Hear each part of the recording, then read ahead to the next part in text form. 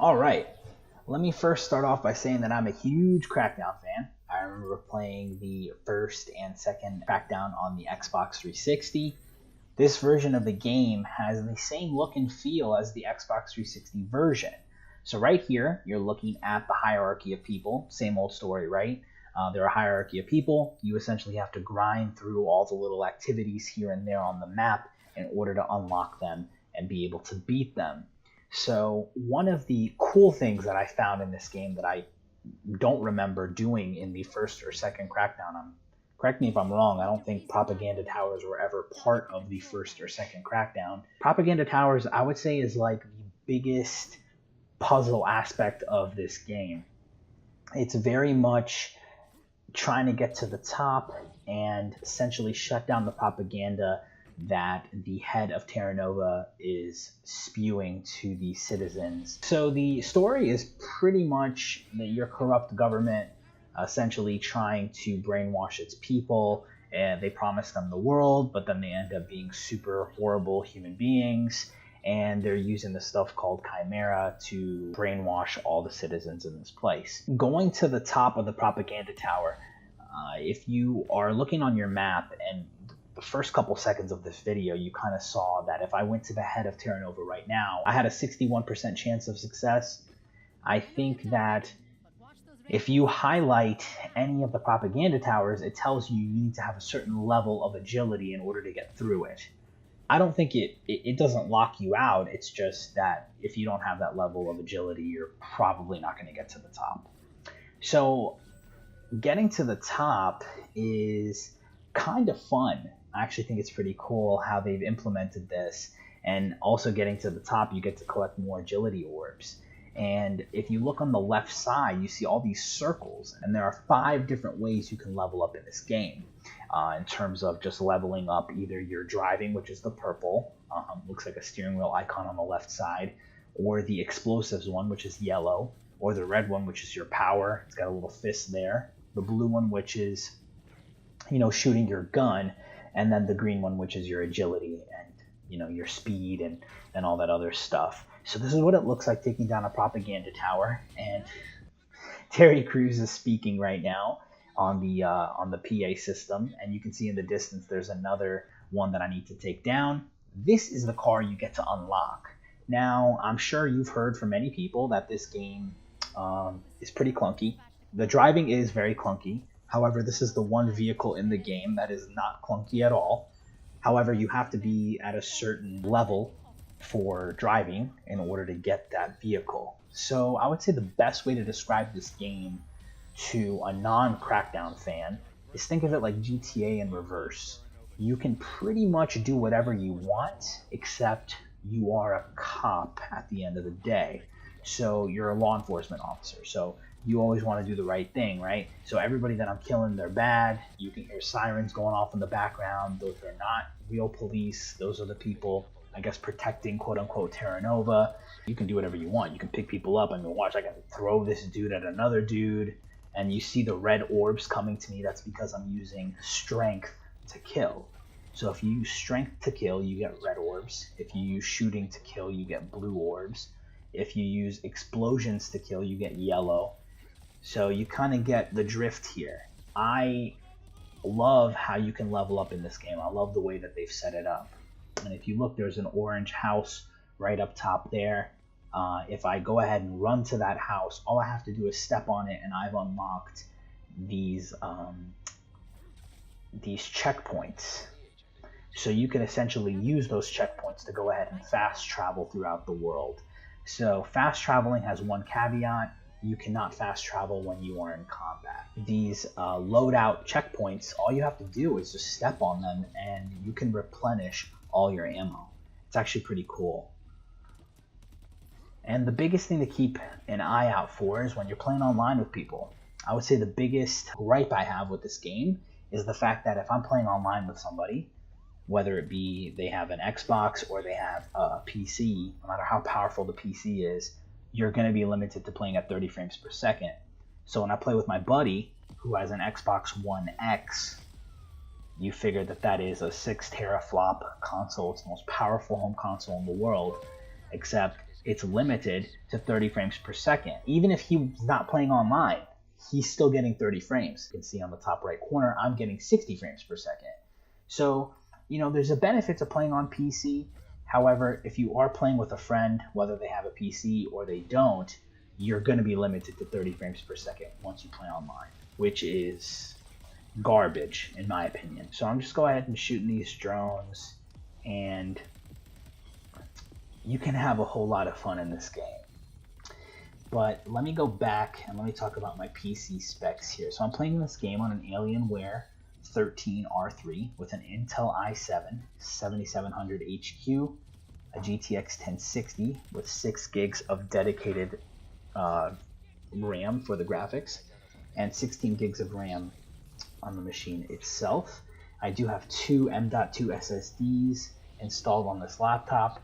So you figure with a GTX 1060, I shouldn't really be getting 60 frames per second if the Xbox One X can't get 60 frames. Obviously on a PC you have a lot more choice and you can kind of customize it how you want it in the settings.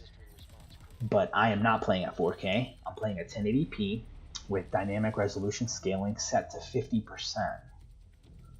I'm also playing on high graphics, not extreme. I think this game looks gorgeous. I really do. And you can, be the judge yourself. But I think this game looks really good.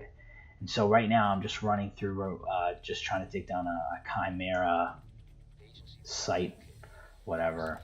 The story's pretty forgettable. But you're not playing this game for the story. You're playing this game to literally crack down on enemies. And boy, I will tell you, it is very satisfying. It's satisfying jumping through the air, shooting people, doing ground pounds. Once you are strong enough, you can unlock a ground pound, and it's exactly how it sounds. You're jumping up in the air, and you are punching your fist in the ground, and you are hurting everybody around you. So you got people that come out of the ground. You got like robots that, teleport. You got these grenades that you can throw, which are pretty much like EMPs, like pulses that you throw out there to short out electricity around you. You got frag grenades. You got like cryogenic grenades. I mean, you have everything. The loadout I choose for grenades, quote unquote, is the one where if I throw it, it kind of creates like a circle of health around me so I can replenish my health. So at the top, you have a health bar. So the health bar is kind of like a light blue. And obviously once it goes down, then it shows all red, very similar to like a Halo type of health bar.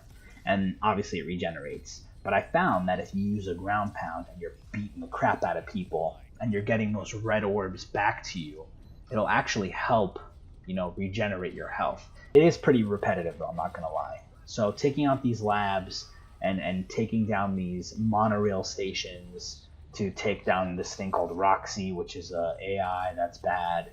Believe me, there's no spoilers here. There's really no story. The whole point of doing all this stuff in the game, like I said, is to take down all those head people that you saw at the beginning of the video. Now, when you are going through the game, there is a lot of side stuff you can do.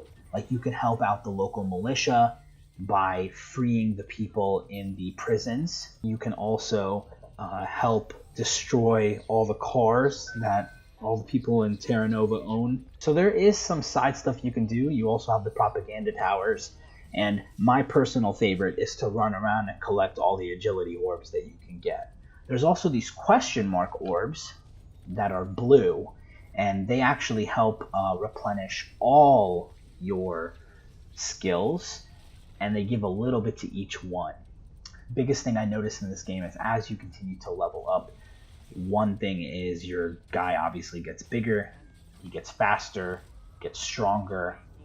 Your health also is harder to deplete, so people can shoot at you and it really doesn't do anything to you. But the biggest thing that I notice is the more you level up, the harder it is to level up. So if you're really, really weak, you can level up pretty quickly, but as you get bigger, as you get stronger, as you get better, it's harder to level up. But, this game is chaos, and it's awesome. Now, there are some frustrating points to this game, like they put you in these crazy impossible situations, like 500 people are shooting at you, and all this other stuff, and that's why it's really important to level up. And when you're selecting a target on your map, there are two things to keep in mind. One of the biggest things to keep in mind is, unlock supply checkpoints nearby so that if you die, you can respawn right there. And two, you want to make sure that you do your best to pay attention to the percentage that it gives you based on the likelihood of you succeeding the mission. So right now, I'm going to drive this car through that purple circle, and that's how you get kind of those driving orbs. You could do that, or you could drive really crazy and you'll get more purple orbs, or you can do the races. Now, there are local races in the game, and this is the physics of the game. It's pretty cool. I mean, you just ran into a bunch of rocks and everything flipped over. I thought it was pretty cool. So this is me going ahead and freeing the local militia, and these are the robots that you fight. Now, some of the robots, they like teleport, and they are crazy. And what I noticed is, the more you create, a ruckus, and the head of Terra Nova wants to come at you, she will put like this city lockdown on you. And the city lockdown won't end until you eliminate 100% of the people that you should. Like, there's like a percentage that you have to do. And all your checkpoints and all the stuff that it wants you to do when you're doing something will come at the top left. So you see it says hack the prison cells, 1 of 2. So I have one more that I need to hack. And there's like an orange hand pointing at like a square where you need to go. So the game really holds your hand in terms of what it wants you to do next. There really isn't a whole lot of like figuring out here. It's all about grinding. It's all about crushing the enemy and killing them.